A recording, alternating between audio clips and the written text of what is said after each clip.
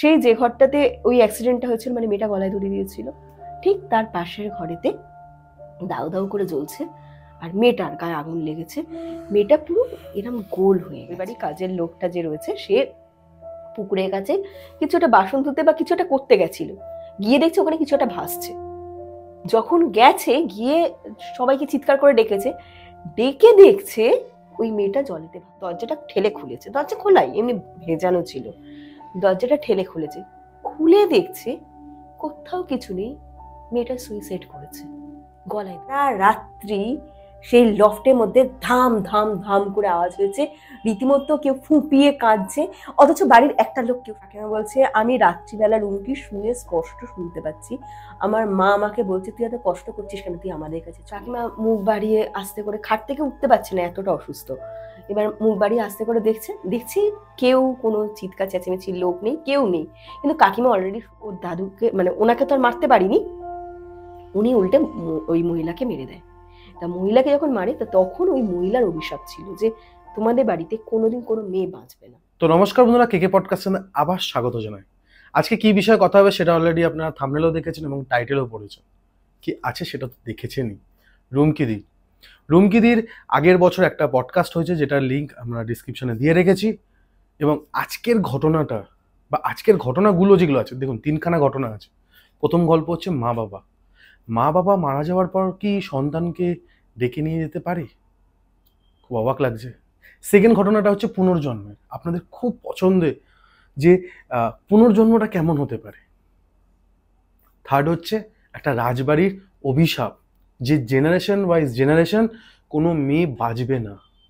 সেটাকে কীভাবে আপনারা নেবেন আমি জানি না, কিন্তু মর্মান্তিক ঘটনা, শুনতে হবে, শেষ পর্যন্ত শুনতে হবে।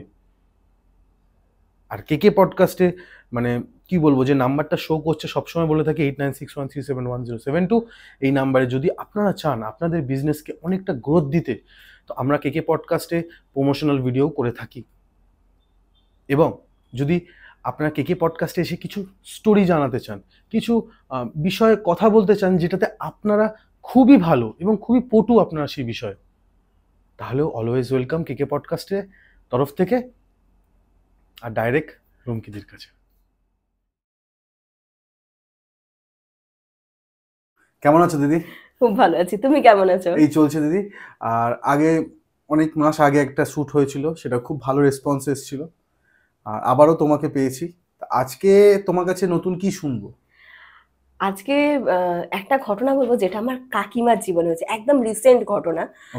মানে কার্তিক পুজোর সময় আমি জানতে পেরেছি, যখন আমি নিজেই শকড, মানে আমি জানতাম না যে আমার বাড়িতে এরকম একটা ঘটনা হয়ে গেছে। এই একটা ঘটনা বলবো, আর তারপর চলো আস্তে আস্তে দেখা যাক কি কতদূর গল্পটা। দর্শকরা ভৌতিক গল্প শোনার জন্য মানে কি বলবো, বসে থাকে যে কখন একটা ভৌতিক গল্প আসবে শুনবো, তাই জন্যই স্টার্ট করো তোমার মতো করে। এর মাঝখানে না আমি তোমায় বলেছিলাম যে আমাদের বাড়িতে শিবরাত্রির পুজোটা হয়। শিবরাত্রির সময় আমি গেছি বাড়িতে, বাড়িতে শিবরাত্রির পুজো হচ্ছে। এবার আমার এক কাকা আমাদের পাশেই থাকে, বুঝেছো? ওরা কি হচ্ছে, আমাদের বাড়িতে মানে আমাদের বাড়িটা না পুরো কভার মতো। এবার আমাদের পাশে একটা ফ্ল্যাট আছে, সেই ফ্ল্যাটে কাকারা থাকে, কাকা কাকিমা, কাকার ছেলে মেয়ে দুজনে থাকে। তা কাকাদের সাথে আমাদের খুব ভালো রিলেশন। আমাদের বাড়িতে পুজো টুজো হলে পারে কাকা আসে, এখানে এসে পুজো টুজো কাজ বাজ বলো, বা কাকিমা নিজের মতো করে, মানে বাড়িরই তো পুজো, বরং আমি এখন বাইরের সদস্য, তা তাদেরই বাড়ির পুজো, তারা আসে, এসে মানে সুন্দর করে পুজো টুজো গুলো করে। তা প্রত্যেকবারের মতো এবার শিবরাত্রি যখন বাড়িতে গেছি, এবার বাড়িতে গিয়ে দেখছি কাকিমা আসেনি। তা কাকিমাকে দেখতে না পেয়ে তা কাকা দেখছি অনেকটা রাত্রি এসেছে, তখন প্রায় রাত্রির 11টা বাজতে যায়, তা কাকা এসেছে। এবার বাড়ির পুজো শুরু হয়েছে সবে। এবার আমাদের না শিবরাত্রি কি হয়, 4 প্রহর ধরে পুজো হয়, সারা রাত ধরে পুজোটা হয়। তা আমি কাকাকে বলছি কি গো কাকা, কাকিমা আসলো না, কাকিমার এতটা মানে অনেক আগে আগে চলে আসে, তা এখনো কেন আসছে না? তখন কাকা বলছে কাকিমার তোর খুব শরীর খারাপ রে, মানে কি হয়েছে, পা আছে না, পায়ের কেড়ে আঙুল যেটা আছে, ওই কেড়ে আঙুলে ঠিক এরম ভাবে লম্বা ভাবে কেটে গেছে, এতটা কেটে গেছে, ওখানে 6টা স্টিচ পড়েছে। তা একদম হাঁটা চলা করতে পারছে না, আর একটু অসুস্থ হয়ে রয়েছে, হাঁটা চলা ডাক্তার বলেই দিয়েছে একদম করা যাবে না, আর তারপর একটু প্রেশারটাও ফল্ট করে রয়েছে, তার জন্য আসেনি। হ্যাঁ ঠিক আছে কাকিমা আসেন, তো আমরা নিজেদের মধ্যে যোগাযোগ করে পুজো করতে বসেছি। এবার পুজো করতে করতে তখন প্রায় রাত্রি 1টা কি 1:30 বাজে। কাকা পুজো দিচ্ছে, হঠাৎ করে ভাই ফোন করেছে, মানে কাকার ছেলে ফোন করেছে যে মায়ের প্রচণ্ড শরীর খারাপ বাবা, তুমি শিগগির আসো। এবার তাড়াহুড়ো করে, বাড়িতে পুজো হচ্ছে, আমি ভাই, মানে আমার ভাই, আমি ভাই কাকা তিনজনে মিলে দৌড়ে যাই, গিয়ে দেখছি কাকিমা পুরো অচৈতন্য, মানে একদম জ্ঞান নেই, কথা বলতে পারছে না, এরম অবস্থা, যন্ত্রণায়। আর আমাদের বাড়িতে কি হয়েছে, মানে এটা না অনেক বাড়িতেই রয়েছে, সেই পুজোর নিয়ম কানুন গুলো মানবে, মানে শরীর খারাপ হলেও সেই লুচি খাবে, ভাত খাবে না, এইরকম একটা ব্যাপার। এবার তার মধ্যে কড়া কড়া ওষুধ খাচ্ছে, তার মধ্যে সকাল থেকে পরোটা খেয়েছে, লুচি খেয়েছে, ব্যাস গ্যাস ফার্ম করেছে, করে একদম যাতা অবস্থা, কথা বলতে পারছে না। সাথে সাথে ওই অবস্থাতে হসপিটালে নিয়ে যাওয়া হলো, কোনো রকম শরীর ঠিকঠাক করা হলো। সারা রাত আমরা, মানে পুজো হচ্ছে বাড়িতে, বাবা মা রয়েছে, আরও লোকজন রয়েছে, আমরা সে হসপিটালে কাটালাম, কাটিয়ে টাটিয়ে কাকিমাকে কোনো রকম একটু স্টেবল করে ওনাকে নিয়ে আসা হলো। তারপর কয়েকবার খোঁজ নিয়েছি কেমন আছে না আছে, কাকিমা একটু শরীর খারাপ হয় মাঝে মধ্যে, বুকে ব্যথা হয়, কিন্তু কাকিমার বয়স খুব একটা বেশি না, মানে খুব বেশি না বয়স, বুঝেছো, ওই 45 টাইপ হবে। এবার এর মাঝখানে অনেকটা দিন কেটে গেছে শিবরাত্রি থেকে, ওই বাড়িতে যাই, কাকিমার সাথে ফোনেই বেশিরভাগ কথা হয়, খুব একটা তো ওই বাড়িতে যাতায়াত আমার হয় না সেভাবে, ওই ফোনেতে কথা বলছি, কেমন আছো, কি করছো না করছো, কাছাকাছি বাড়ি, কিন্তু সেভাবে আর যাওয়া হয় না কাকিমার বাড়িতে। তা কার্তিক পুজোর দিনকে আমি গেছি, তা কার্তিক পুজোর দিনকে কাকিমা এসেছে, তাই এসে আমাকে বলছে যে রুমকি কেমন আছো, এইসব নিয়ে কথা হচ্ছে। তা কাকিমা দেখি চোখ মুখ একটু বসে টসে রয়েছে, তাই বলছি কী গো, তোমার শরীর টরীর খারাপ নাকি? তা তখন বলছে আর বলো না, যা হলো না আমার সাথে। আমি বলছি কি হয়েছে তোমার সাথে? আমি যেহেতু বুকে ব্যথা হয়েছিল, সেটা হয়তো অনেক দিন ধরে ডাক্তার, গ্যাসের জন্য, এমনি গ্যাসেতে ভোগে, তাই আমি তো সেইটা কিছু হয়েছে। তা বলছে কাকিমা, মানে কাকিমার বাবা মা দুজনেই মারা গেছে, তাও প্রায় 7-8 বছর হয়ে গেছে, দুজনেই মারা গেছে। তা কাকিমা বলছে আমি যখনই প্রচণ্ড আমার কষ্ট হয়, আমি কাকিমা বলছে যে কাকিমা বলছে যখনই আমার খুব কষ্ট হয়, তা আমি আমার ওই বাবা মায়ের ছবিগুলোকে বুকে জড়িয়ে ধরে কাঁদি, মানে কোনো কষ্ট হলেই আমি জড়িয়ে ধরে কাঁদি। তা সেইটার ফল যে এত মারাত্মক হতে পারে সেটা আমার জানা ছিল না। মানে এমনিতেই দেখবে আমরা কিন্তু এখন, আগে যেমন আমরা এত জানতাম না, এখন সোশ্যাল মিডিয়ার দৌলতে আমরা কিন্তু অনেক কিছু জানতে পারি, যে যারা মারা যায় সেই সব মানুষের সামনে খাবার দেওয়াটা একদম উচিত না, কিংবা বাৎসরিকে যে তাদের সামনে ধূপ ধুনো দেওয়া হয়, মানে তাদের যে আহ্বান করা হয়, সেটা কিন্তু একদম উচিত না। তা সেই জায়গায় সে মানে 7-8 বছর হয়ে গেছে, সে মারা গেছে, আর তার ছবি ধরে ওরমভাবে কাঁদছে। তা এবার কাকিমা বলছে আমি কদিন আগে রাত্রিবেলা শুয়ে আছি, প্রচণ্ড শরীর খারাপ, মানে কাকিমা ভুগছে। এবার সেইটা, এই যে ভোগার যে ব্যাপারটা, মাঝে মধ্যেই অসুস্থ হয়, বিছানা ছেড়ে উঠতে পারে না, বয়স তো বললাম খুব একটা বেশি না, 45 টাইপ হবে। তা বলছে যে এই যে অসুস্থতা, মানে এই অসুস্থতা ওই কারণে কিনা, সেটা মানে আমার সত্যি কথা বলছি, আমার মনে হচ্ছে একটু হলেও ডাউট আছে যে ওই কারণে হলেও হতে পারে, যেহেতু ওই বাবা মায়ের ছবি ধরে কাঁদতো। তা বলছে রাত্রিবেলা শুয়ে আছি আর শরীরটা প্রচন্ড খারাপ, এবার মনে হচ্ছে আমার মাথার কাছে কেউ প্রচন্ড ঝগড়া করছে, মানে এত ঝগড়া করছে, মানে ঝগড়া কি কিছু বোঝা যাচ্ছে না, কিন্তু এত চিৎকার চেঁচামেচি হচ্ছে না, রীতিমতো আমি কানে শুনতে পাচ্ছি না, মানে আমার মাথা নিতে পারছে না। আর শরীর খারাপে দেখবে কানের কাছে কেউ যদি বক বক করে, তখন আরো বেশি শরীরটা খারাপ লাগে। আর কাকিমাদের বাড়ির কাছাকাছি কিন্তু পুরো ফাঁকা, ওখানে কেউ চিৎকার চেঁচামেচি করার লোক নেই, পিছনে বড় মাঠ, ওখানেও কেউ এসে চিৎকার চেঁচামেচি করবে না, ফাঁকাই থাকার, এই পাশটা পুরো বাগান। তা এবার বলছে আমার এত ডিস্টার্ব হচ্ছে, আমি লাস্টে মেয়েকে ডেকে বলছি মনু একটু দেখ তো যে কে চিৎকার চেঁচামেচি করছে। এবার বোন এসেছে, এসে বলছে কোথায়, কেউ তো চিৎকার চেঁচামেচি করছে না, কাকে ডাকবো? তখন বলছে এত চিৎকার আওয়াজ হচ্ছে, তুই শুনতে পাচ্ছিস না?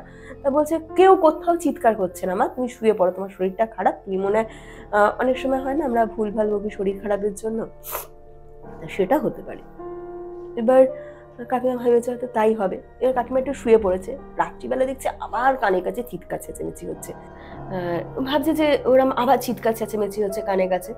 কাকিমা মুখ বাড়িয়ে আস্তে করে, খাট থেকে উঠতে পারছে না, এতটা অসুস্থ। এবার মুখ বাড়িয়ে আস্তে করে দেখছি কেউ কোনো চিৎকার চেঁচামেচির লোক নেই, কেউ নেই, কিন্তু কাকিমা অলরেডি শুনে যাচ্ছে, এবার তখনও শুনছে ওই মাঝরাতে। তা এবার না বলছে যখনই আমি শুই মনে হচ্ছে আমার কানে কাছে কেউ কথা বলছে, মানে এত জোর জোর কথা বলছে, কি কথা বলছে বুঝতে পারছি না, কিন্তু মনে হচ্ছে একসাথে বেশ কয়েকজন চিৎকার করে কথা বলছে। এবার এতটা অসুস্থ হয়ে যাচ্ছি এসব শুনে, এবার লাস্টে কাকিমা কাকিমার বোনকে এই কথাটা বলেছে যে জানিস তো কেউ দেখতে পাচ্ছে না এরম কাউকে, কিন্তু আমি রীতিমতো শুনতে পাচ্ছি যে কেউ যেন চিৎকার করছে। তখন ওর বোন না প্রচন্ড মানে ওই মেডিটেশন করা বলো, গীতা পড়া বলো, এইগুলো করতেই থাকে।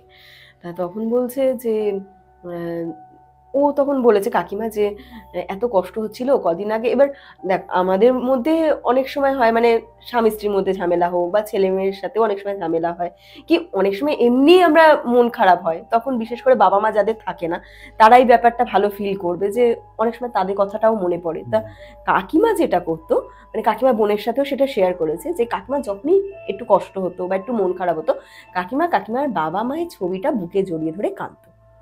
তা এবার এই কথা শুনে ওর বোন বলছে তোর কি মাথা টাথা খারাপ হয়েছে, তুই বাবা মায়ের ছবিটা ইমিডিয়েট ওখান থেকে তুলে ফেল, তুই এরম ভাবে আর কখনো ওই বুকে জড়িয়ে ধরে কাঁদবি না, আর ছবিটা তুই রাখিস না এরম ভাবে।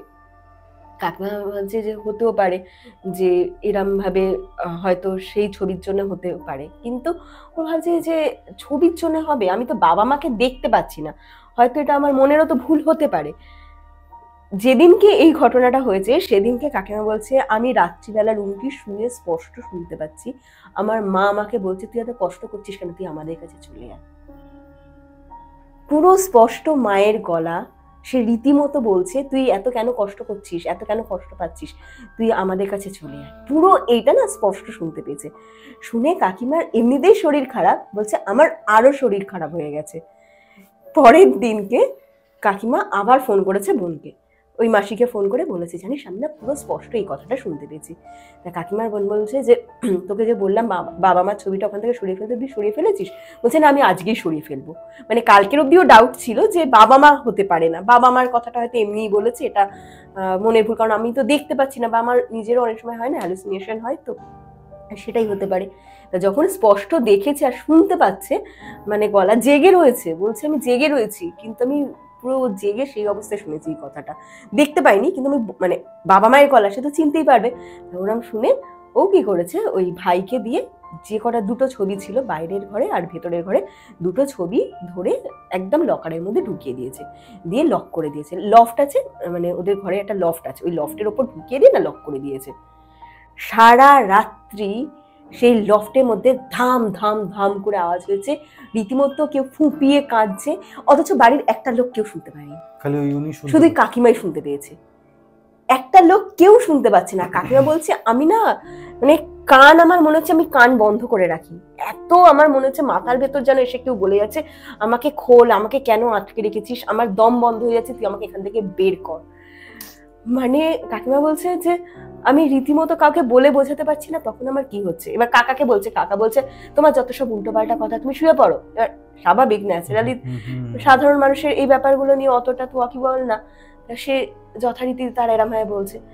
কাকিমা মানে সারা রাত আমি তো শুতে পাচ্ছি না, এরপরে যাও বা একটু ধরে ধরে বাথরুমে যেতাম, আমি বাথরুমে পর্যন্ত যাওয়ার ক্ষমতা নেই, আমি পুরো বিছানা সজ্জা নিয়ে নিয়েছি, মানে ভাই ধরে ধরে বাথরুমে দিয়ে আসছে, নাহলে কাকা ধরে ধরে বাথরুমে দিয়ে আসছে, একদম ওঠার ক্ষমতা নেই বিছানা থেকে। তা কাকিমার বোন পরের দিন আবার ফোন করেছে, কাকিমার বোনকে বলেছে এই এই অবস্থা, কথা বলতে পারছে না। তখন বলছে তুই বাড়িতে গীতা চালা, বলে সারা দিন সারা রাত গীতা চালিয়ে রেখেছে, আর ওই কৃষ্ণ নাম জপ করছে, গীতা চালিয়ে চালিয়ে চালিয়ে একটা টাইম পর পুরো ব্যাপারটা স্টেবল হয়। এইটা আমি না শুনে বলছি যে সত্যি মানে বলে যে মৃত মানুষের ছবি বাড়িতে রাখতে নেই, মানে এই কথাটা আমরা মানি না অনেক সময়, কিন্তু কতটা ক্ষতি হতে পারে বা কতটা। এখানে একটা জিনিস যেটা আমি আমাদের এতদিনের যে পডকাস্টে অনেকে এসেছে এবং অনেকে বলেছে যে যাদেরকে আমরা খুব ভালোবাসি না, তাদেরকে যদি মনের থেকে ভেতর থেকে যদি খুব কেঁদে কেটে তাকে চাই, সে দেখা দেওয়ার চেষ্টা করে। এবং হতে পারে দেখো আমাদের তো একটা ডাইমেনশন আছে, তাদের একটা ডাইমেনশন আছে, এই ব্রেক করে তার কাছ দিয়ে আসাটাও খুব কষ্টকর, আমাদের যাওয়াটাও খুব কষ্টকর।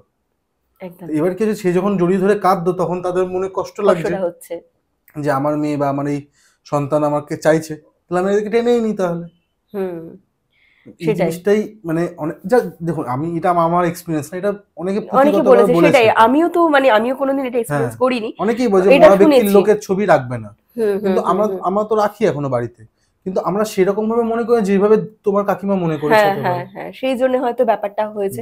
তবে একটা নেগেটিভ এনার্জি কোথায় যেন কাজ করে, সবার ক্ষেত্রে হয় না হয়তো, কিন্তু অনেক বাড়ির ক্ষেত্রে আমি দেখেছি এটা কিন্তু একটা নেগেটিভ ইম্প্যাক্ট ফেলে। ফেলে ফেলে ফেলে খুব সুন্দর সবার করে ক্ষেত্রে। ফেলে। মানে কিন্তু এটা সবার হয়তো হয় না, অনেক সময় আবার অরার ব্যাপারও থাকে, হ্যাঁ, কারোর অরা স্ট্রং, সেই জন্য হয়তো তার ক্ষেত্রে প্রভাবটা কম বা হলো না। কারণটা হতে পারে তিনি অসুস্থ ছিলেন কিছুদিন আগে, হ্যাঁ। সেই সময় আর তার অরাটা বা তার শরীরে সেই মানে একটা জোর থাকে। আমরা যেমন জোরে এখন সুস্থ আছি, আমরা এখন যে কোনো কাজ করে নেবো, আর ওই এই জোর থেকে ওটা অসুস্থতা হয়তো সেই কারণেও হতে পারে, মানে এই যে দীর্ঘদিন, মানে তুই ভাব 45 ইয়ার্স, খুব একটা তো বয়স ইস না, না। তা সে এরকম দীর্ঘদিন ধরে যে ভুগছে, প্রায় প্রায় অসুস্থ, তা সেটা হয়তো এই জন্যও হতে পারে, জানি না, মানে এটা তো আইসুরে হচ্ছে কিছু বলার নেই। তা এইটা একটা ঘটনা গেল। হুম। আর একটা ঘটনা বলি, রিইনকার্নেশন বা রিবর্ন যে ব্যাপারটা, পুনর্জন্ম। পুনর্জন্ম। আমাদের আহ, কিন্তু আমাদের চ্যানেলে একটা কথা বলে রাখি দিদি, পুনর্জন্মের ঘটনা সবাই শুনতে চায়। আচ্ছা, মানে এটা খুব ভালো লাগলো, তা শোনো তাহলে, মানে দর্শকরা এতক্ষণ রয়েছে যারা, শুনুক। পুনর্জন্ম ঘটনাটা না, মানে বিশ্বাস করবে না, এটা আমার নিজের মাসি শাশুড়ির সাথে হয়েছে ঘটনাটা। মানে আহ, ঠিক আছে, গল্পটা মানে ঘটনাটা মানে হোক চলুক, হোক। বলতে থাকছি। আর এইখানে না একটা ছোট্ট কথা আমি অ্যাড করব। আমরা দেখবে এখন না প্রায় সময় কেউ মারা গেলে পারে, বিশেষ করে সোশ্যাল মিডিয়া যবে থেকে ঢুকেছে, আমরা দেখবে প্রায় সময় লিখে রাখি, মানে কেউ হয়তো মারা গেছে, বাবা মারা যাক, মা মারা যাক, বা কেউ মারা গেছে, আমরা সাথে সাথে তার ছবি দিলে পারে, নিচে যারা কমেন্ট করে তারা কমেন্টে লেখে রিপ, হ্যাঁ, rest, rest in peace. Rest in peace. কিন্তু কথাটা একদম কিন্তু ভুল, জানো তো। মানে আমি জানি না, আমি হয়তো ভুল হতে পারি, কিন্তু আমি কোথাও শুনেছিলাম, মানে তোমার আহ, ভালো একটা পডকাস্ট, সেখানেই আমি শুনেছিলাম, যিনি বলেছিলেন তিনি একজন মানে গণ্যমান্য ব্যক্তি। গণ্যমান্য ব্যক্তি। এক জায়গায় না, আমি বেশ কয়েক জায়গায় শুনেছি। কেন বলছি রেস্ট ইন পিস কথাটা ভুল, আমাদের ধর্মে বলে যে আত্মা কিন্তু অবিনশ্বর, আত্মা আবার জন্মায়, বলে তো, আহ, তার আবার জন্ম হয়। এবার রেস্ট ইন পিস মানে কি, তুমি একটা জায়গায় বিশ্রাম নাও, এই ব্যাপারটা মানে আত্মাকে বিশ্রাম নিতে বলা হচ্ছে, এটা কিন্তু খ্রিস্টান ধর্মেতে হয়। খ্রিস্টান ধর্মেতে যেটা বলে, ওদের কিন্তু রিবর্ন নেই, ওরা যারা মারা যায় তারা সবাই, মানে ওদের বক্তব্য অনুযায়ী সবাই একটা জায়গায় গিয়ে কোনো একটা মানে সেখানে শান্তির পূর্ণ একটা স্থান, সেখানে গিয়ে ওরা তো সবাই, পুনর্জন্মকেও মানে না। সেটাই তো বলছি, ওখানে সেটাই, রিবন বলে তো কিছু হয় না কিছুই ওদের, নেই। ওই জন্য ওরা ওখানে সবাই থাকে, ওরা ওই ওদের শান্তির দেশ কি কিছু এরকম একটা বলে হয়তো। তা ওই জায়গাটাকেই কিন্তু পিস বলা হয়েছে, ওই রেস্ট ইন পিসের যে ব্যাপারটা ওইখানটায় মেনশন করা হয়েছে। ওরা প্রভু যিশুর জন্য অপেক্ষা করে, এবার প্রভু যিশু যবে আসবে সেই সমস্ত আত্মাদের নিয়ে উনি স্বর্গে যাবেন, তা ওরা হচ্ছে ওইখানটায় অপেক্ষা করছে, রেস্ট ইন পিস, মানে ওইখানে ওরা অপেক্ষা করছে, সেই জন্য ওটা খ্রিস্টান ধর্মের ক্ষেত্রে রেস্ট ইন পিস হয়, কিন্তু সনাতন ধর্মে এই ব্যাপারটা কিন্তু নেই, রেস্ট ইন পিস। এখানে আমরা বলি আত্মার শান্তি কামনা করছি, মানে আত্মার শান্তি হোক, কিন্তু ওই রেস্ট হয়ে থাকছে, রেস্ট মানে কি বিশ্রাম নিচ্ছে, সেই ব্যাপারটা কিন্তু মানে মনে হয় না, না, এইটা কিন্তু কনসেপ্টটা মনে হয় ভুল। যা হোক, এইটা একটুখানি স্টোরিতে পরে ফেরা যাক। স্টোরিতে ফেরা যাক, এই ব্যাপারটা আমি ছোট্ট করে মানে বললাম ঘটনাটা। যা হোক, আহ, এই ঘটনাটা আমার মাসির শাশুড়ির ক্ষেত্রে হয়েছে। আমার দিদা শাশুড়ি যখন, আগেকার দিনে তো অনেকগুলো ছেলে মেয়ে হতো, তা দিদার লাস্ট যে ছেলেটি হয়েছিল তার বয়স তখন 8 বছর হবে। এবার 8 বছর যখন তার বয়স, তখন ছেলেটি প্রথম থেকে মানে ছোট থেকে প্রচন্ড শিব ভক্ত ছিল, মানে শিব ঠাকুর বানাতো আর পুজো করতো। ওই মাটির ঠাকুর হয় না, মাটি এনে এনে জড়ো করে খালি শিব ঠাকুরের ওই শিবলিঙ্গ তৈরি করতো, বা ওই এনে আবার ফুল দিচ্ছে, সারাদিন এই পুজো নিয়ে থাকতো। এবার মাসিরা, মানে এখন এটা হচ্ছে ছোট মাসি হয়নি তখন, আমার শাশুড়ি আর বড় মাসি দুজনে ছিলেন। তা ওর খুব মেয়ে হওয়ার শখ ছিল, মানে প্রচন্ড মেয়ে হতে চাইতো, আর খালি থেকে থেকে দিদিদের ওই জামা কাপড় পরতে চাইতো, দিদিদের ফিতে এনে চুল বাঁধার চেষ্টা করতো, লিপস্টিক লাগাতো, কপালে টিপ পরতে চাইতো। এবার সবাই ওকে বকতো, এই তুই ছেলে হোস, তুই কেন এসব করবি, ন্যাচারাল যেটা হয়, তা ওকে সবাই বকাবকি করতো। এবার ও খালি কেঁদে কেঁদে ওর মাকে বলতো, মা আমি না মরে যাব, মরে গিয়ে আমি না মেয়ে হয়ে তোমার কাছে আসবো। তা এবার এই কথা শুনে দিদা খুব রেগে যেত, দাদুও খুব রেগে যেত, গিয়ে বকাবকি করতো, এইসব বলতে নেই বলে, যেটা হয় আর কি, বোঝাতো টোঝাতো। যখন 8 বছর বয়স ছেলেটি, সেদিনকে মানে ধুম জ্বর ছেলেটার, রাত্রির থেকে সকালবেলা একদম জ্বর কমে গেল, একদম নর্মাল হয়ে গেছে। যেদিনকে জ্বর কমেছে সেদিনকে শিবরাত্রি, শিব ঠাকুর বানিয়েছে, সবাই বলছে কাদা কাটা ঘাটিস না, এরম করিস না, সে কোনো কথা শোনে না, সে জোর করে ওই মাটির মূর্তি টুর্তি বানিয়েছে, সকালবেলা পুজো টুজো দিয়েছে, সারাক্ষণ সে খাবে না, জোর করে তাকে খাওয়ানো হয়েছে, ওইটুখানি 8 বছরের বাচ্চা, তাকে জোর করে খাওয়ানো হয়েছে, খাইয়ে টাইয়ে রাত্রি বেলা সেদিনকে আবার সেই ধুম জ্বর আসে। এবার তখন তো আর এরকম এখন যেমন কি হচ্ছে, হুট করে বললেই ডাক্তারখানায় চলে যাচ্ছি, আমাদের এখন মানে গাড়ি টাড়ি আছে, ওলা উবের করে নিলাম বা একটা ট্যাক্সি ডাকলাম, ডেকে চলে গেলাম। তখন তো আর এরম, আজ থেকে কত বছর আগেকার ঘটনা, তাও তোমার 60-62 বছর ধরো, হ্যাঁ হ্যাঁ 60-62 বছর আগের ঘটনা। তা তখন তো আর এইসব এত গাড়ি ঘোড়ার ব্যাপার ছিল না। তা তখন নিয়ে যেতে গেলেও তো অনেকটা সময় লাগবে। তা যখন ধরে তাকে নিয়ে যেতে যাচ্ছে, রাস্তাতেই মারা গেছে ছেলেটা। তারপর তো হসপিটালে নিয়ে গেছে, হসপিটাল থেকে বলে দিয়েছে এক্সপায়ার হয়ে গেছে। বাড়িতে এনেছে, সবার কান্নাকাটি, বাড়িতে যেটা হয়, একদম ছোট্ট বাচ্চা বাড়ির, তা সে তো মারা গেল। দিদারও এদিকে তখন অনেকটা বয়স হয়ে গেছে, 42-43 হয়ে গেছে। ওই বয়সে আর বাচ্চা নেবেন না উনি, মানে এই ছেলেটি যে মারা গেছে, ছেলেটির নাম বাবু ছিল। তা 8 বছর হয়ে গেছে, এতদিনে কোনো বাচ্চা হয়নি, উনি জানেন আর কোনো ইস্যু হবে না। কিন্তু অবাক করে ওই ছেলেটা মারা যাবার প্রায় 6 মাস না 7 মাসের মাথায় আবার দিদা কনসিভ করে। হ্যাঁ, আবার কনসিভ করে। এবার কনসিভ করার পর তা প্রথমে ভাবছিল, তখন তো এত অ্যাবর্শনের ব্যাপার ছিল না, আজ থেকে এত বছর আগের কথা। তা দিদা লাস্টে তখন তো কনসিভ করেছে, বাচ্চাটা হয়ও। বাচ্চাটা যখন হয়, মানে ছোট মাসি হয়, তা ছোট মাসি হয়েছে, বলছে দেখতে ডিটো সেই বাবুর মতো, একদম বাবুর মতো। এবার 1.5 বছর যখন বয়স, তখন সবে কথা শিখেছে, মানে ভালোই কথা বলতে পারে। 1.5 বছরের একটা বাচ্চা মোটামুটি কথা বলতে পারে, কিন্তু মাসি পুরো স্পষ্ট কথা, মোটামুটি মেয়ে হয়েছে, হ্যাঁ বলছি না, মাসি শাশুড়ি তো, ও হ্যাঁ মাসি, হ্যাঁ। এবার মেয়ে হয়েছে, স্পষ্ট কথা, স্পষ্ট না হলে মানে যেভাবে কথা বলে তুমি বুঝতে পারবে যে ও কি বলছে। 1.5 কি 2 বছর হবে। এবার ওই বাড়ি থেকে, মানে মাসিদের দিদাদের বাড়ি থেকে 3-4টে বাড়ি পরে একটা বাড়ি ছিল, তা ভাড়া বাড়ি মতো সেই বাড়িটা। তা সেই বাড়িতে না কল্পনাদি বলে একজন ছিল। তা যে কল্পনাদি ছিল, সে কিন্তু তোমার ওই বাবু যখন ছোট, বাবু ওদের বাড়িতে খুব যাতায়াত করতো। আর বাবু মারা যাবার প্রায় 2 বছর আগে হবে, হ্যাঁ 1.5 বছর কি 2 বছর আগে কিন্তু ওরা উঠে চলে যায়, ওরা ওই বাড়ি ছেড়ে দিয়ে চলে যায়।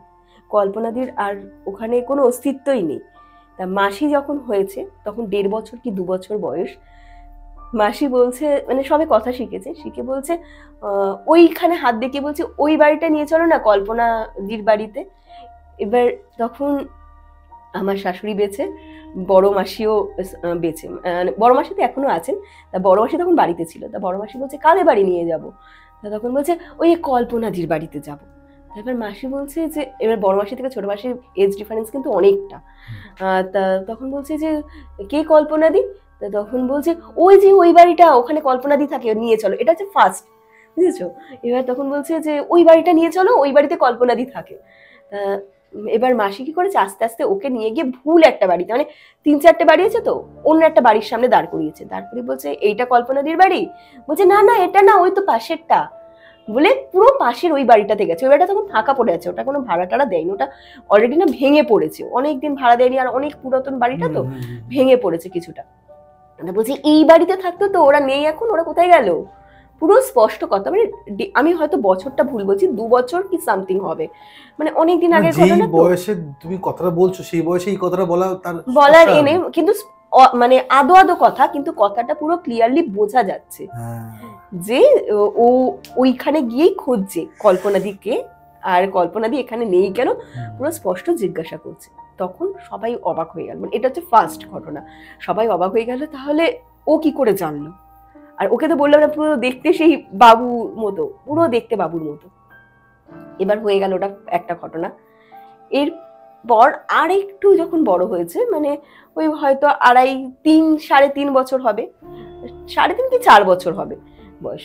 তা এর মাঝখানে হয়তো কিছু ঘটনা ঘটেছে, অতগুলো আর মনে নেই, বা আমিও হয়তো শুনেছিলাম, আমার এখন মনে পড়ছে না, কারণ আমিও শুনেছিলাম আজ থেকে অনেক দিন আগে, অনেক বছর আগে শুনেছিলাম ঘটনাটা।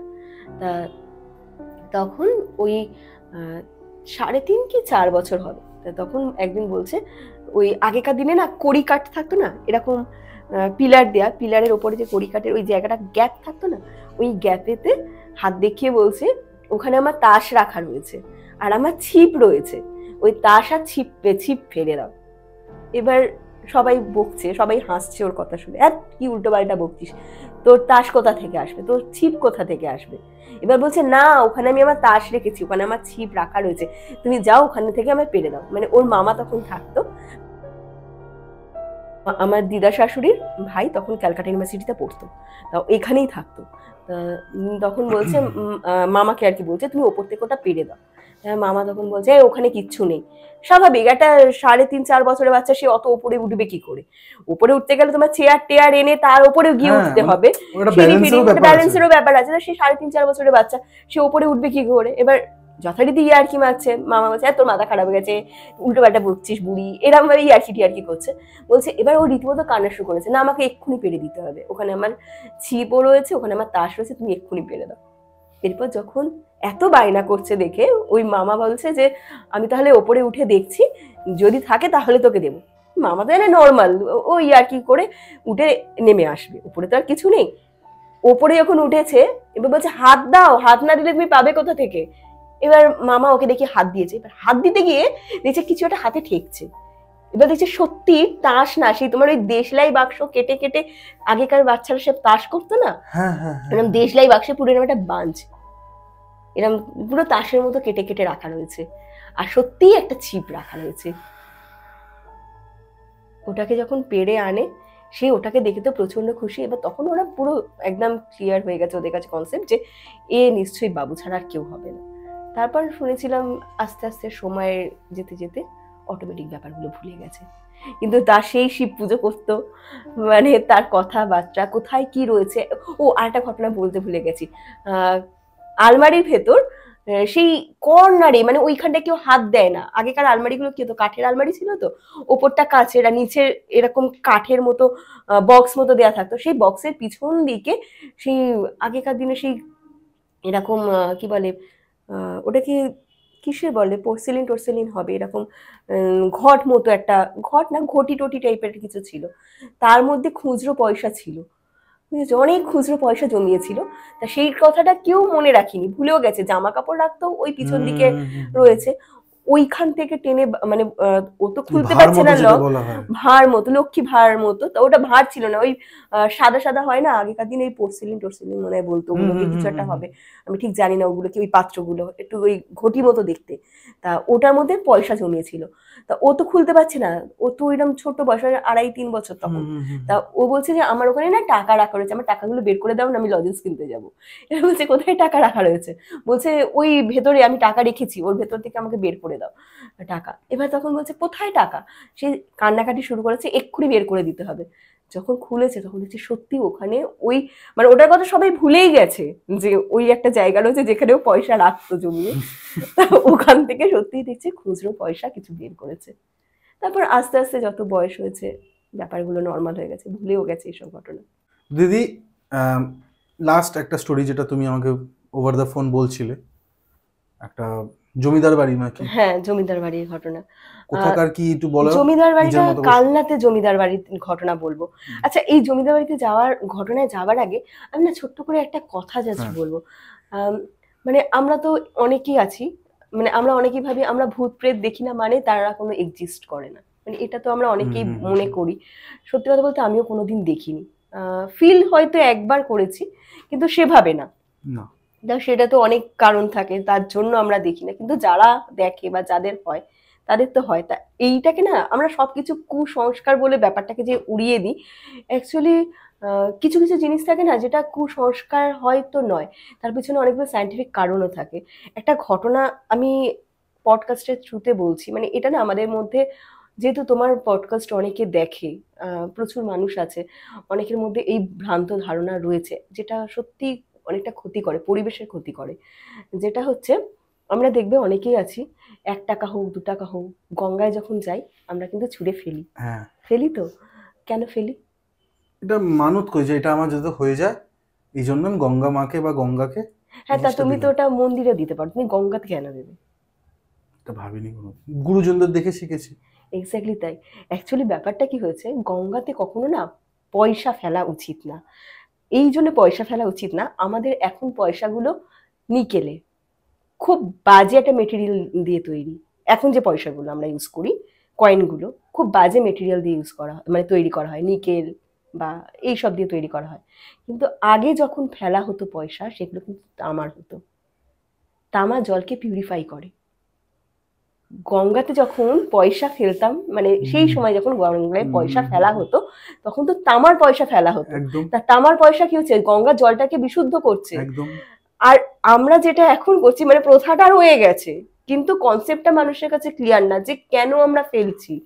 তা এইবার ওই যে এখন পয়সাটা যেহেতু পিতলের না, এখন যেটা আমরা ইউজ করছি পয়সাতে, নিকেল বলো আর যে সমস্ত ধাতু দিয়ে, ওটা জলটাকে আরো বেশি পয়জন করছে, যেটা আরো ক্ষতিকর। ওই জন্য না গঙ্গাতে এই আগে কনসেপ্টটা ওই জন্যই তৈরি হয়েছিল। মানে বলে না, প্রত্যেকটা জিনিস কিন্তু কুসংস্কার নয়, কুসংস্কারের পিছনে প্রচুর কারণ রয়েছে, মানে বিজ্ঞানসম্মত কারণ রয়েছে, যেটা আমরা জানি না, না জেনেই হয়তো আমরা সেটাকে কেউ কুসংস্কার ভেবে ফেলি না, আর কেউ কুসংস্কার না ভেবে আমরা ওই তো মানে আগাগোড়া সবাইকে দেখে দেখে করে আসছি, আমরাও করছি। এইটা একটা ছোট্ট মেসেজ আর কি।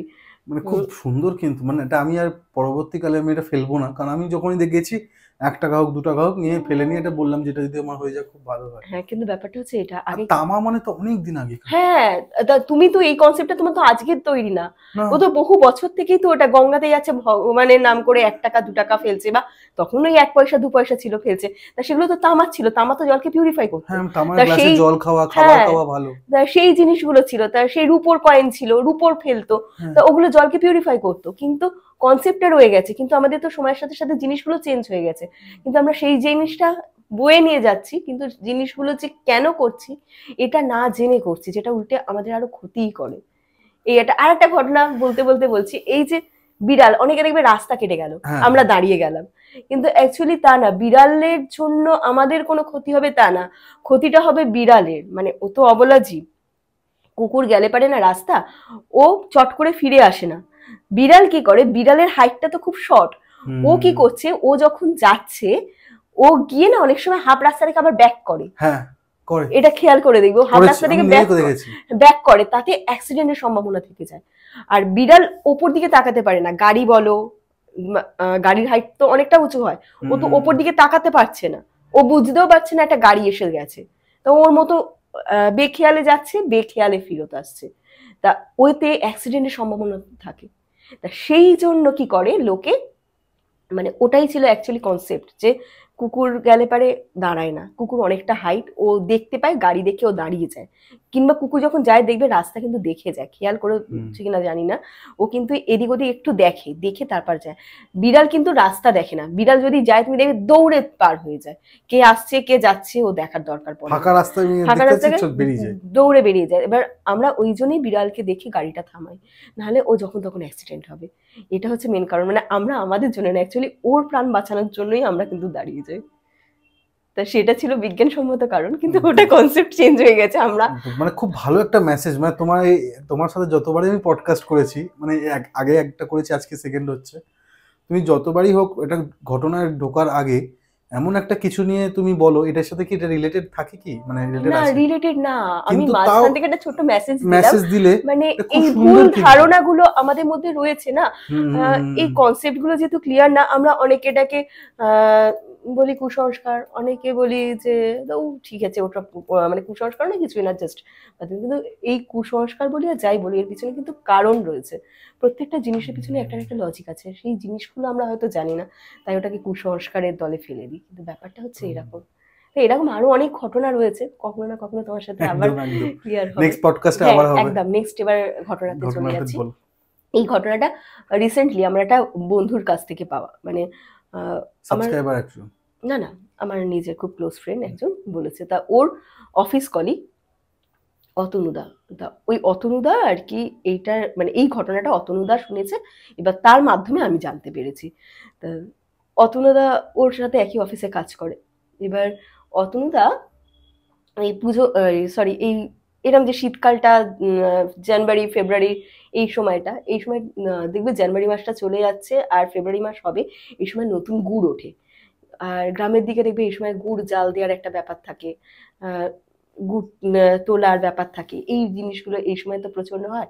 তা আমরা কিন্তু কলকাতা শহরে যারা থাকি তারা কিন্তু এই ব্যাপারগুলো অতটা মানে উপভোগ করতে পারি না। আর শীতকালে তুমি একটা গ্রামের দিকে যাবে, ওই খেজুর রস পাড়া, তারপর গুড় তৈরি করা, ওই যে গুড়ের যে গন্ধটা ভেসে আসা, ওটা অসাধারণ একটা ফিলিংস শীতকালটা বিশেষ করে। তা অতনুদা অনেকদিন ধরে চেষ্টা করছে যে ওর কোনো একটা বন্ধুর বাড়িতে যাবে, বন্ধুর বাড়িতে গিয়ে মানে যদি কারোর গ্রামের দিকে বাড়ি থাকে, দেখো হোটেলে আমরা থাকতেই পারি, হোটেলে থেকে কিন্তু এই জিনিসগুলো আমরা কিন্তু অতটা রিয়েলাইজ করবো না। একটা কারোর বাড়িতে গেলে পারে সেই তার বাড়িতে 2-4 দিন থেকে তাদের মানে গ্রাম্য পরিবেশটা আমরা যেভাবে মানে উপলব্ধি যারা করতে পারি, যতটা ভালো লাগবে। হোটেলে থেকে তো ওই খেয়ালাম, ঘুরলাম, বেড়ালাম, হোটেলে এসে চলে গেলাম, ব্যাস হয়ে গেল। গ্রামের বাড়িতে থাকার হোটেলে থাকার মধ্যে অনেক তফাৎ। তা ও চাইছিল এমন কারোর বাড়িতে যাবে, মানে যাদের বাড়ি একদম প্রপার গ্রাম হবে, এরকম একটা বাড়িতে ঘুরতে যাবে। তো ওর আরো বন্ধু বান্ধব যারা রয়েছে সবাইকে জিজ্ঞাসা করছে যে এই তোদের কোনো বন্ধু বান্ধব আছে যারা একটু একদম গ্রামের দিকে থাকে? তা কেউই তেমন পাচ্ছে না। কেউ আছে তারা বলছে হ্যাঁ যাওয়া যায়, কিন্তু অনেক দূরের রিলেটিভ হয়ে গেছে, তারা আবার কিভাবে নেবে, এতজন মিলে যাব, স্বাভাবিক এরকম একটা ব্যাপার চলছে। তা ও ওর মাস্তুতো দিদিকে এমনি একদিন গল্প করছে, গল্প করতে করতে বলছে যে জানিস তো আমার না খুব ইচ্ছে না একটা গ্রাম বাড়িতে মানে গ্রাম্য বাড়িতে যাওয়ার, কিন্তু কাউকে তেমন ভাবে পাচ্ছি না, অফিস কলিগুলো এমন হয়েছে না এক একটা সব অপদার্থ বলে এরা বিয়ে আর কি মেরে এইসব কথা বলছে। তা বলতে বলতে তো তখন ওর মাস্তুতো দিদি বলছে আরে তুই বলবি তো আগে, আমাদেরই বাড়ি তো আছে, তা সেখানে চল। তা বলছে তোদের বাড়ি? তা তখন ওই যে দিদি রয়েছে, তা দিদি বলছে আরে আমার মানে ওর অ্যাকচুয়ালি বাড়ি হচ্ছে খিদিরপুরে, কিন্তু ওদের আদি বাড়ি যেটা সেটা তোমার ওই কালনায় ওখানে। তা বলছে তা ওখানে চল। তা ওখানে ওই দিদিও বহু বছর হয়ে গেছে যায় না, জামাইবাবু যায়, গিয়ে হয়তো মানে দেখা সাক্ষাৎ করলো, বাড়ি তো রয়েছে এখনো।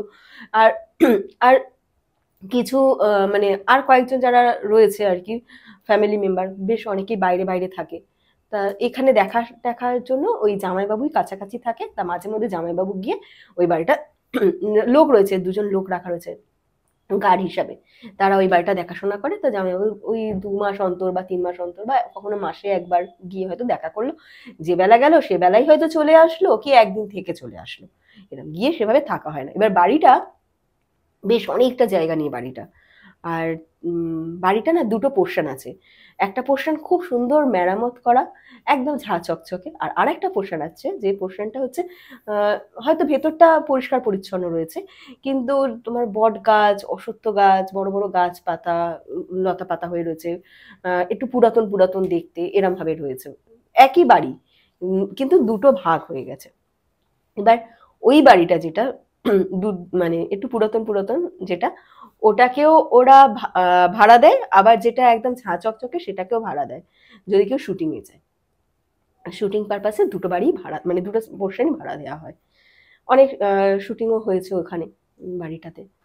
তা সবাই মিলে ঠিক করলো তাহলে ওই বাড়িতে ঘুরতে যাওয়া হবে। এবার অতনু দ্বারা ওরা 4জন মিলে ঠিক করেছে, মানে ওরা অফিস কলিগরা 4জন মিলে যাবে বলে ঠিক করেছে। তাই এদিকে যেদিনকে অতনু দ্বারা যাবে সেদিনকে ওদের যেতে যেতে বিকেল গড়িয়ে সন্ধে প্রায় হয়ে গেছে, আর দিদি আর জামাইবাবু একদম সকালবেলা ওখানেই পৌঁছে গেছে। এবার দিদির একটা ছেলে আর একটা মেয়ে আছে। এবার তারা সবাই মিলে ওখানে যাবে বলে ঠিক হয়। তা সবাই মিলে চলেও গেছে ওখানে।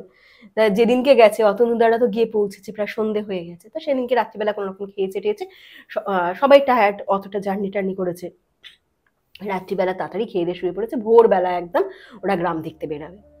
ঠিক হয়েছে, ভোরবেলা গ্রাম ট্রাম দেখতে বেরিয়েছে, সারাদিন গ্রামের এদিক ওদিক ঘুরেছে ঘুরে টুরে। এবার রাত্রিবেলা সন্ধ্যেবেলা দুপুরবেলা চলে এসেছে, এসে খাওয়া দাওয়া করেছে। সন্ধ্যেবেলা একদম জমিয়ে আড্ডা দেওয়ার মতো ব্যবস্থা, মুড়ি টুড়ি চপ টপ পকোড়া টকোড়া নিয়ে একদম গল্পের আসর একটা বসেছে জমিয়ে। সবাই এর মতো গল্প করছে, সবার কারো না কারো কোনো না কোনো এক্সপিরিয়েন্স রয়েছে, সেই গল্প করছে, কারো ফ্যামিলি ম্যাটার নিয়ে কোনো গল্প আছে সে সব করছে।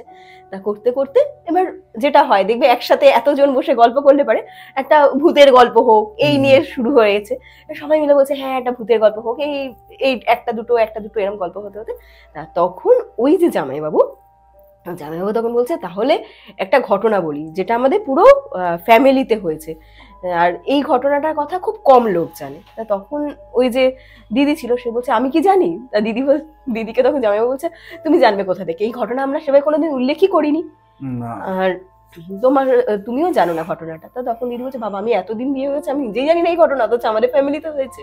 তো তখন জামাইবাবু এই আর কি মারছে এইসব নিয়ে, জামাইবাবু বলছে এর ঘটনাটা না খুব ভালো করে বুঝতে হবে, কারণ এতগুলো মৃত্যু রয়েছে না পরপর, হ্যাঁ অনেকগুলো মৃত্যু রয়েছে তো গুলিয়ে ফেলবে, নাহলে ভালো করে জিনিসটা না শুনলে পারে।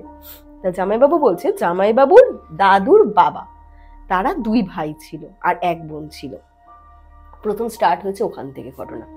তা তখনকার দিনে তো 12-14 বছরের মেয়েদের বিয়ে দেয়া হতো। তা সেই 2 ভাই জামাইবাবুর দাদুর বাবা আর তার ভাই 2 জন, আর তার 1 বোন,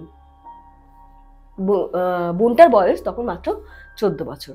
তা বিয়ে থা দেওয়া হবে সবাই মিলে একদম ঠিক করেছে সুন্দর করে। আগেকার দিনের যেটা হয় গ্রাম অর্ধেক গ্রাম প্রায় নিমন্ত্রণ, বিয়ের আগের দিন থেকে যারা রিলেটিভরা রয়েছে দূরে দূরে যারা থাকে তারা সবাই চলে এসেছে বাড়িতে, ধুমধাম করে বিয়ে হচ্ছে। পরের দিনকে মেয়েকে সাজানো গোছানো হবে, সুন্দর করে সব শাড়ি টাড়ি কেনা হয়েছে, গয়নাগাটি কেনা হয়েছে, কিচ্ছু বাদ নেই। আর মেয়েও যেটা হয় যে বারবার আয়নাতে গিয়ে দেখছে, শাড়ি নিয়ে একবার পরে দেখছে, একবার গয়না নিয়ে পরে দেখছে, বাচ্চা মেয়ে যেটা হয় তখন তো 14 বছর বয়স মানে বুঝতেই পারছো, তাই এসব করছে। তা এবার সবাই বাড়িতে খাওয়া দাওয়া নিচে অনুষ্ঠান হচ্ছে, আগের দিনে বিয়ের আগের দিনে যে সমস্ত অনুষ্ঠানগুলো হয়, একদিকে রান্না বান্না হালাই করা বসেছে, সব রান্না বান্না হচ্ছে, মিষ্টি ফিষ্টি হচ্ছে তৈরি, এরম বিশাল জায়গা জুড়ে, মানে একটু জমিদার বাড়ি মতো ওটা। আর বাড়িটা অনেক হ্যাঁ সাজে রব অলরেডি সেজে গেছে, আলো ফালো সব লাগানো আছে, পরের দিনই তো বিয়ে, আলো টালো সব লাগিয়ে দিয়েছে, পুরো বাড়িটা অনেকটা জায়গা জুড়ে। আর তোমার পিছন দিকে না একটা বিশাল বড় পুকুর রয়েছে, বাঁশ বাগান রয়েছে, পুরো বাউন্ডারি দিয়ে ঘেরা কিন্তু জায়গাটা।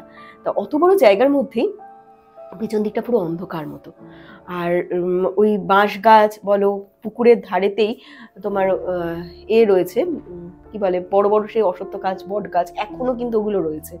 আর এই যে পুকুরটা না শান, এখন দেখলে রীতিমতো ভয় লাগবে, বিশাল বড় শান বাঁধানো পুকুর, তো একটা পোর্শন কিন্তু অলরেডি ভেঙে গেছে আর কিছুটা পোর্শন ভালো রয়েছে। আর ওই পুকুরে বিশাল বড় বড় মাছ রয়েছে। তা অতনুদা গল্প করছিল, এটা আমি একটু মাঝখানে বলতে ভুলে গেছিলাম। তো যা হোক, তা সেই বাড়িতে বিয়ে হচ্ছে, তখন তো মানে বুঝতেই পারছো পয়সাওয়ালা লোকজন, আর বিশাল সাজো রব, বাড়িতে সব লোকজন এসেছে, খাওয়া দাওয়া হচ্ছে, পরের দিন বিয়ে হবে। এবার সন্ধেবেলার পর থেকে মেয়েটাকে খুঁজে পাওয়া যাচ্ছে না, সারাদিন মেয়েটা ছিল, বিয়ের আগের দিন সন্ধেবেলা থেকে মেয়েটাকে খুঁজে পাওয়া যাচ্ছে না, কোথায় গেল সারা বাড়িতে খোঁজা হচ্ছে, মেয়েটা নেই। এবার গ্রামে কারোর বাড়িতে গেছে কিনা সেইটাও কেউ বুঝতে পারছে না, এইদিক ওদিক, তখন তো এত আলোর ব্যাপার ছিল না, সবই বাইরের দিকে অন্ধকার। তা বাইরে ওদের অলরেডি তখনও কিন্তু গার্ড বসা থাকতো, তা গার্ডও বলছে আমরা কাউকে বেরাতে, মানে ওনাকে বেরাতে দেখিনি ওকে, তার হয়তো লোকের চোখের আড়াল দিয়ে হয়তো এমনি কোনো বন্ধুর সাথে দেখা করতে গেছে কিনা সেটাও কেউ বুঝতে পারছে না। তাও গ্রামের এপাশ ওপাশ মানে যাদের বাড়িতেও যাতায়াত করতো তাদের বাড়িতে গিয়ে খোঁজ নেওয়া হয়েছে, কারোর বাড়িতে যায়নি। তখন ওদের মধ্যে একজন বললো একটু ছাদে গিয়ে দেখি, তো সব ঘর তো খোঁজা হলো, ছাদে গিয়ে দেখি যে ছাদে আছে নাকি, বলে ছেলেরা ছাদে উঠে দিচ্ছে, ছাদ ফাঁকা, ছাদে কেউ নেই। ছাদ থেকে যখন নামার পথে ছাদ থেকে নেমে সিঁড়ি থেকে একদম সাইডেই একটা ছোট মতো ঘর আছে, ওই ঘরটা না ভাড়ার ঘর, ওই ঘরেতে তোমার ওই হয়তো টুকটাক জিনিসপত্র রাখা থাকে, স্টোর রুম টাইপের রয়েছে। এবার হঠাৎ করে চারদিকে তো আলো আলো হয়েছে বাড়িটা, ও না হঠাৎ করে জানলার দিকে যখন চোখ পড়ে ওর না মনে হলো কিছু একটা যেন এইরম স্লাইটলি এরম জাস্ট হচ্ছে, একবার দুবার হয়েই না ওটা স্টপ হয়ে গেছে, ছায়া দেখতে পেয়েছে। এবার ও দেখে না রীতিমতো ভয় পেয়ে গেছে, কি হলো এরকম, কি এলো এরম ভাবে, কার ছায়া পড়েছে। এবার ও ওখান থেকে চিৎকার করে বলছে কে আছো ঘরের মধ্যে, ঘরে থেকে কেউ আছো, বেরিয়ে আসো তাহলে। এবার ও ভাবছে হয়তো মেয়েটা ওই ঘরেতে লুকিয়ে থাকতে পারে, তা বাচ্চা মেয়ে হতেই পারে, তা ও ওরা ভাবে চেঁচাচ্ছে। এবার ও চেঁচানো শুনে সারা বাড়িময় তো লোকে লোক। এবার তখন দুটো লোক উঠে এসেছে, এসে বলছে কি হয়েছে এখানে চেঁচামেচি কেন করছো? বলছে আমি এই ঘরের মধ্যে মনে হলো যেন কাউকে দেখলাম এরম ভাবে স্লাইড জাস্ট এরম এরম হলো, একটা ছায়া দেখলাম। তো তখন বলছে এই ঘরেতে, ঠিক আছে খোলো বলে দরজাটা ঠেলে খুলেছে, দরজা খোলাই এমনি ভেজানো ছিল, দরজাটা ঠেলে খুলেছে, খুলে দেখছে কোথাও কিছু নেই, মেয়েটা সুইসাইড করেছে, গলায় দড়ি দিয়েছে। হ্যাঁ হ্যাঁ, মানে এটা অবাক কাণ্ড যে কোথাও কিছু নেই, মেয়েটা মানে এরম না কারোর সাথে অ্যাফেয়ার থাকতো বা কিছু হয়েছে, যদি অ্যাফেয়ারও থাকে তাহলে সে মন মরা হয়ে থাকবে, 14 বছর একটা মেয়ে, তার তখনকার দিনে কি সে এসব জিনিসটা একটা ভয়ের একটা ব্যাপার ছিল। হ্যাঁ, মানে হঠাৎ করে মেয়েটা সুইসাইড করেছে। তা বাড়ির মানে যারা তাকে বিদায় করতে এসেছিল, মানে বিয়ে কনের সাজে, তারা তাকে বিদায় করলো, মানে মৃতদেহ অবস্থা তাকে বের করা হলো বাড়ি থেকে। বাড়িতে তো একটা বিশাল শোকের ছায়া নেমে আসলো, সবাই কান্নাকাটি চিৎকার চেঁচামেচি, মানে সবার মুখ খারাপ। যে একজন যিনি দেখছেন এরকম এরকম করে, মানে ওই যে জিনিসটা ছায়াটা আলোর মধ্যে না ছায়াটা পড়েছে, ওই নড়ছিল মনে হয়, তার সেইটা দেখতে পেয়ে ও দাঁড়িয়ে গেছিল। তা এটা গেল ফার্স্ট ঘটনাটা, ঠিক আছে। এর পরের ঘটনা হচ্ছে এটা দাদুর বাবার বোন হলো। এবার দাদুরা ওই দুই ভাই ছিল, তো দাদুর বাবারা আরেক ভাই যে ছিল সে স্বদেশী করতো, সে যখন একটু বড় হয়েছে সে স্বদেশী দলে নাম লিখে সে বাড়ি ছেড়ে চলে গেল। এবার দাদুর বাবা, তার দুই ছেলে, না সরি, তার দুই ছেলে এক মেয়ে, তারও হলো।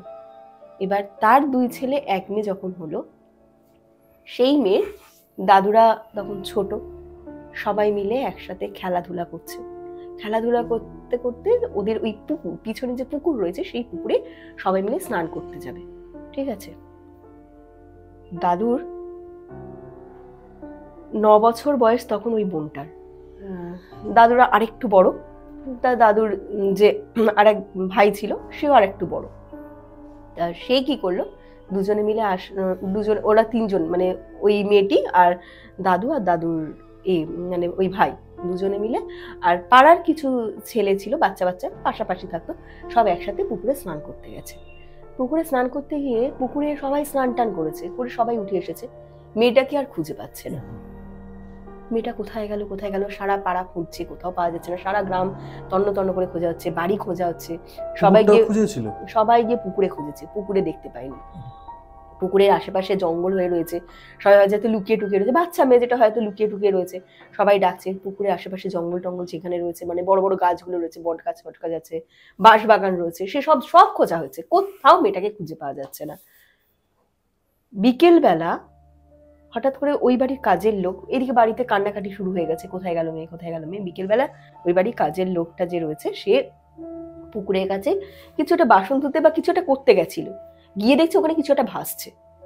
যখন গেছে গিয়ে সবাইকে চিৎকার করে ডেকে দেখছে ওই মেয়েটা জলেতে ভাসছে, অথচ পুকুরে খুঁজেছে, পুকুরে কিন্তু পাইনি। বিকেলবেলা মেয়েটা জলেতে ভাসছে, তার সারা মুখ সারা মানে বডি পুরো সাদা হয়ে গেছে জলেতে পড়ে। তারপর তো তাকে তুলে আনা হলো, কান্নাকাটি বাড়িতে। এটা হলো আর একটা মৃত্যু, প্রথম মৃত্যু হয়ে গেল, সেকেন্ড মৃত্যু হয়ে গেল।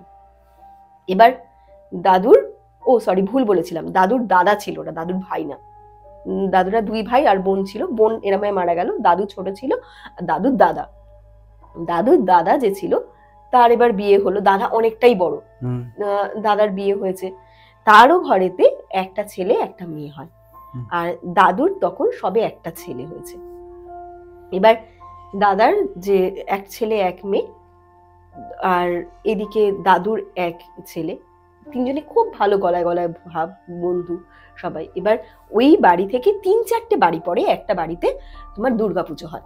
আর আগেকার দিনে কি হতো, এখনো তো অনেক মানে গ্রামের দিকে হয়, একটা গ্রামে একটাই পুজো হয়, আর সেই পুজোতে মানে সারা গ্রাম নিমন্ত্রিত। তা ওইখানে তাই ওই বাড়িতে পুজো হচ্ছে, তা সারা গ্রাম নিমন্ত্রিত। তোমার এদিকে ধরো অষ্টমী আর দশমী দুদিন খাওয়া দাওয়া হবে, 4 দিন ধরে খাওয়া দাওয়া হচ্ছে কাছাকাছি লোকজনদের, আর পুরো গ্রাম নিমন্ত্রিত হচ্ছে অষ্টমীর দিন আর দশমীর দিনকে পুরো। আর গ্রামেতে খুব বেশি লোকজনও ছিল না, একদম ফাঁকা ফাঁকাই গ্রামটা নিমন্ত্রিত। তা দশমীর দিনকে ঠাকুর বিসর্জন দেওয়া হয়ে গেছে, রাত্রিবেলা খাওয়া দাওয়া হবে। রাত্রিবেলা যখন খাওয়া দাওয়া হবে, এবার এদের বাড়ি থেকেও মানে এই দাদুদের বাড়ি থেকে সবাই গেছে, দাদু গেছে, দাদুর মানে দাদা বৌদি টৌদি এরা সবাই মিলে ওখানে গেছে খেতে। কি একটা নিতে ভুলে গেছিল মেয়েটা, তা মেয়েটা বলছে যে বাবা আমি ওখান থেকে কিছু একটা নিতে ভুলে গেছে, তো বলছে আমি ঘর থেকে নিয়ে আসছি। এবার এদের বাড়িতে মেয়েরা কেউ থাকে না, ওই জন্য মেয়েদের আদরটা খুব বেশি, সবাই মানে সবার নয়নের মণি ওই মেয়েটা। তখন যে দাদু আছে তা দাদুকে বলছে যে মানে দাদু ধরেছে, দাদু তো কাকা হয়, তা তখন কাকা বলছে যে মামনি তুই যাস না একা, চল তোকে আমি নিয়ে যাচ্ছি, চারদিকে এত বাজি ফুটছে, কোথায় কি হবে না হবে। তো বলছে আর পাশেই তো ঘর, কিচ্ছু হবে না, আমি যাই, কোনো অসুবিধা হবে না বলে ও গেছে। পাশে 3-4টে বাড়ি পরেই ওদের বাড়ি, তা গেছে, অনেকক্ষণ হয়ে গেছে ফিরছে। এবার দাদু তখন একটাই ছেলে, যে ছেলেটা রয়েছে, তা সে তখন বলছে যে বাবা এখনো তো দিদি ফিরলো না, আমি একবার গিয়ে দেখি দিদি কোথায়। তা তখন দাদু বলছে দেখ তো শিগগির গিয়ে দিদি কোথায়। এদিকে দাদুর ওই ছেলে আর ওই বড়দাদুর ছেলে দুজনে মিলে দিদিকে খুঁজতে গেছে। দিদিকে যখন খুঁজতে যাচ্ছে তখন ওদের বাড়ি থেকে দৌড়ে একটা কাজের লোক আসছে ওখানে, এসে বলছে শিগগির চলো তোমাদের বাড়িতে দাউ দাউ করে ওপরে ঘরে আগুন জ্বলছে। এবার এই শুনে তো বাড়ির সবাই দৌড়ে গেছে, দৌড়ে গিয়ে দেখছে সেই যে ঘরটাতে ওই অ্যাক্সিডেন্টটা হয়েছিল, মানে মেয়েটা গলায় দড়ি দিয়েছিল, ঠিক তার পাশের ঘরেতে দাউ দাউ করে জ্বলছে, আর মেয়েটার গায়ে আগুন লেগেছে। মেয়েটা পুরো এরম গোল হয়ে গেছে একদম। সাথে সাথে তাকে নিয়ে মানে জল টল দিয়ে তাকে কোনো রকম বাঁচানো হলো। বাঁচানোর পরে তাকে যখন নিয়ে আসা হলো, কিন্তু মারা ওখানেই গেছে। বাড়িতে আবার একটা শোকের ছায়া, মানে কান্নাকাটি যা তা ব্যাপার। এর কয়েক বছর পরে দাদুর আর একটা ছেলে হলো, ওইখানে ওই একটাই ছেলে রয়ে গেল, আর ওই ছেলেটা এখন এখানে থাকে না, সে বাইরে চলে গেছে। এবার এই দিকে চ্যাপ্টার, এবার এই দাদুর এক ছেলে আগেই ছিল, আর এক ছেলে হলো, তারপরে আবার একটা মেয়ে হলো, আবার এই ঘরে একটা মেয়ে। তা এই যে ঘরে যে মেয়েটা হলো, সেই মেয়েটা যখন একটু বড় হয়েছে, 7 বছর 8 বছর হবে, সে এবার প্রচন্ড উল্টোপাল্টা স্বপ্ন দেখতে লাগলো। কিরম উল্টোপাল্টা স্বপ্ন দেখলো, সে খালি দেখতে পাচ্ছে কেউ জলে ডুবে যাচ্ছে, একটু বড় হতেই কিন্তু এগুলো দেখতে পেলো, কেউ জলে ডুবে যাচ্ছে, কেউ চিৎকার করে ওকে ডাকছে, কেউ কান্নাকাটি করছে, কেউ আগুনের দেখছে, ও চারদিকে আগুন, আগুনের মাঝখানে ও দাঁড়িয়ে রয়েছে। এবার যথারীতি একটা বাচ্চা মেয়ে এইসব যখন দেখছে, ও রীতিমতো ভয় পেয়ে যাচ্ছে। ও এবার বাড়িতে কাঁদতে কাঁদতে প্রায় সময় বলে মা আমি এরম দেখেছি, চারদিকে আগুন জ্বলছে, আমি মাঝখানে দাঁড়িয়ে রয়েছি, চারদিকে আগুন জ্বলছে, কেউ যেন আগুনের মধ্যে থেকে আমাকে ডাকছে হাত বাড়িয়ে, কখনো দেখতে পাচ্ছি যে কেউ জলে ডুবে যাচ্ছে। এবার এই ঘটনাগুলো কিন্তু ওই মেয়েটা জানার কথা না, কিন্তু ও এই ঘটনাগুলো পুরো জানতে পারলো, মানে স্বপ্নে দেখছে এগুলো। তা ও তখন বলতে লাগলো যে এই স্বপ্নগুলো, এবার সবাই বাড়িতে ডিসকাস করতে লাগলো যে এই স্বপ্নগুলো কেন আসছে। এইবার দাদু তো জানে তার কথা, মানে এই ঘটনাগুলো তার জীবনে আগে আগে হয়ে গেছে। এইবার দাদু প্রচন্ড ভয় পেয়ে গেল। এবার দাদুর যে শ্বশুর ছিল, সেই শ্বশুর বাড়িতে এই ঘটনাগুলো আলোচনা করেছে। তা দাদুর শ্বশুর সে এবার এই কথাটা শুনে রীতিমতো অবাক হয়ে গেছে।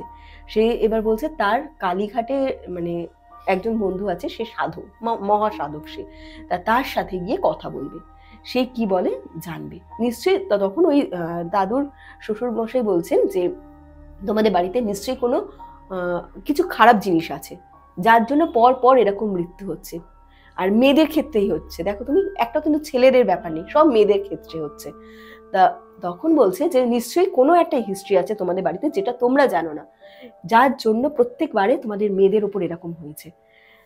এবার সাথে সাথে খবর গেল মানে ওই সাধকের কাছে। তা তিনি ওখানে বসে জব করলেন, জব করে তিনি তখন জানতে পারলেন সেই যে দাদুর বাবা বলেছিলাম 2 ভাই বোন ওরম ভাবে মারা গেছে, দাদুর বাবারা মানে বাবার ছিল মানে দাদুর বাবারা ছিল 2 ভাই, জেঠু আর আরেকজন। তা আরেকজনের ছেলে হচ্ছে ওই দাদুর বাবা, আর জেঠু যে ছিল তার কোনো ছেলে মেয়ে ছিল না, কিন্তু জেঠু প্রচন্ড অত্যাচারী ছিল, মানে এতটা পরিমাণে অত্যাচার করতো, মানে গ্রামের লোকেরা ওর ভয়ে একদম ভীত হয়ে থাকতো। আর এমনকি ওদের বাড়িতে যে সমস্ত মেয়েরা কাজের ক্ষেত্রে আসতো তাদেরও সম্মান নিয়ে একটা মানে টানাটানির একটা ব্যাপার চলতো। তার জন্য ওদের বাড়িতে অনেকে কাজ করতে আসতো না। এবার তখন তো ওখানে ওরা জমিদার মতো, ভয়তে কেউ কিছু বলতেও পারতো না। আর এত রাশভারী লোক ছিল, ওর ভয়তে কেউ প্রোটেস্টও করতে পারতো না। এবার সেই সময় ওখানে একটি বউ ছিল, মানে একজন মহিলা ছিল যিনি পরিচারিকার কাজ করতো। তার হাজবেন্ড মারা গেছে, সেই বউটার সাথে রীতিমতো রিলেশনে ছিল, বাড়িতে সবাই জানতো। ওটা কিন্তু জোর করে, বউটার সাথে রিলেশনে কিন্তু জোর করেই ছিল। এবার বাড়িতে সবাই জানলেও তার উপরে কথা বলার সাহস কারোর ছিল না, সেই সর্বে সর্বা এরম একটা ব্যাপার ছিল। এবার সেই বউটা যখন তার একটা নিজের মেয়ে ছিল, মেয়েটা একটু বড় যখন হয়েছে, এবার বউটাকে বাদ দিয়ে মেয়েটার দিকে চোখ পড়ে। এবার মেয়েটার সাথেও এমন নোংরামো কিছু করে, মেয়েটা মারা যায়। এবার এই জিনিসটা বউটা জানতে পারে।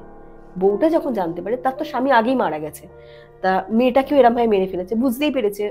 আর যখন বেরাচ্ছিল তখন দেখেও ছিল কেউ, তা সেই খবরটা বউটার কানে যায়। এবার বউটা তখন কি করে, ওনাকে মারার জন্য রীতিমতো মানে কিছু একটা নিয়ে গেছিল মারবে বলে। তা ওর দাদুকে, মানে ওনাকে তো আর মারতে পারিনি, উনি উল্টে ওই মহিলাকে মেরে দেয়। তা মহিলাকে যখন মারে, তা তখন ওই মহিলার অভিশাপ ছিল যে তোমাদের বাড়িতে কোনোদিন কোনো মেয়ে বাঁচবে না, আমি বাঁচতে দেবো না, এরকম একটা ব্যাপার ছিল। তা সেই মেয়েটার তা ওই যে সাধক, সে বলছে ওই বউটার অতৃপ্ত আত্মা, তার সাথে ওই মেয়ের অতৃপ্ত আত্মা, এমনকি এতগুলো যে মৃত্যু হয়েছে এতদিন দেখানো হয়নি, সবার অতৃপ্ত আত্মা ওই বাড়িতে রয়েছে, যার জন্য ওই অভিশপ্ত হয়ে গেছে বাড়িটা, আর যার জন্য এই একের পর এক মৃত্যু হচ্ছে। এবার এই শুনে তো ওর দাদু কেঁদে ফেলেছে, তাহলে কি এরপর আমার মেয়ের মৃত্যুর পালা?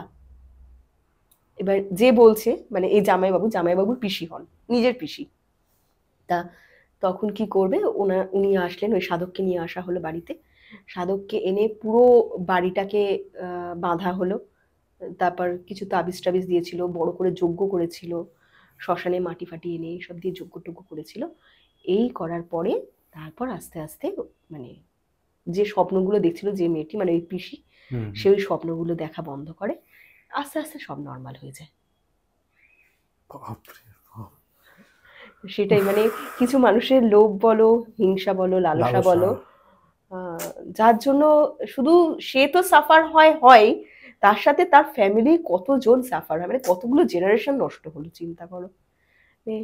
খুব সুন্দর লাগলো আজকের পডকাস্টটা, এবং মানে মানে আমারও খুব ভালো লাগলো তোমার এখানে এসে, অনেকদিন পরে এত বড় একটা পডকাস্ট, মানে এত সুন্দর, বড় থেকে বড় কথা, একটা সুন্দর মানে স্টোরিটা, ঘটনা, স্টোরি বললে আমার অনেকে রেগে যায়। কালনার এটা ঘটনাটা, এটা কালনার স্পেসিফিক কি কোনো জায়গায় বলতে হবে নাকি যারা শুনছে তারা বুঝতে পারবে আশা করি? আমি হয়তো শুনলে বুঝতে পারবে, আমাকে তো স্পেসিফিক জায়গাটা বলেনি, তাহলে আমি বলতাম। খুব সুন্দর, খুব সুন্দর, থ্যাংক ইউ দিদি। আর মানে সে একদমই শেষ হয়ে গেছে আমাদের পডকাস্ট, তো কেমন লাগলো?